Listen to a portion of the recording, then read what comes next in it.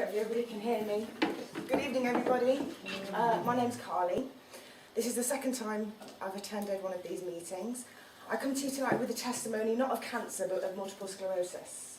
I was diagnosed 16 years ago. I woke up paralysed on one side, had Bell's palsy, lost the ability to talk, and originally I was treated as a stroke patient. I was 23 at the time.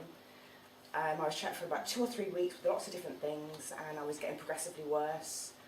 And eventually I had a lumbar puncture and all sorts of other tests, and they diagnosed multiple sclerosis. At the time I didn't know anybody with MS. I didn't know anything about the condition, so being a person that loves to do research, I ended up with a list of questions, 2 A4 sheets, and if I say my consultant could answer 10 of my 100 questions, that was it. Beta interferon at the time was pretty new, so they wanted to use me as a guinea pig, but they couldn't answer a lot of the questions that I had on the effects and the side effects and the drugs I had to take to combat the side effects. So I made the decision that I was going to do it on my own, that, you know, I didn't feel ill. Yes, I couldn't move, no, my face was halfway down, but I didn't feel sick, where these drugs were going to make me feel a lot worse than I did. I was 23, had a 6-month-old baby, and I just didn't want to take the risk. Everybody was against me. My mum, my partner, friends. You have to listen to the hospital. You have to take this medication. They know best. So for about 5 years I did a lot of different changes, diet being one of the main ones. Nutrition for me was key in the beginning. And over the 5-year period, I did have a few other significant relapses. I lost my eyesight about 3 times. But once I changed what I was doing in my day-to-day life, I was a political researcher for a Member of Parliament.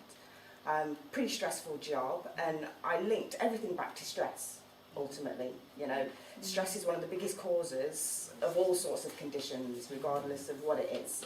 I was fortunate enough to find my calling in holistic therapy and started a business. Again, quit my job, a really good job. Everybody said, no, you're crazy, what are you doing? Set up business 12 years ago, and I've never looked back. And since I did that, learned more about the nutrition side of things and things to take away from diet, things to add into diet, changing my environment in terms of positive mental attitude is a massive one, a huge one.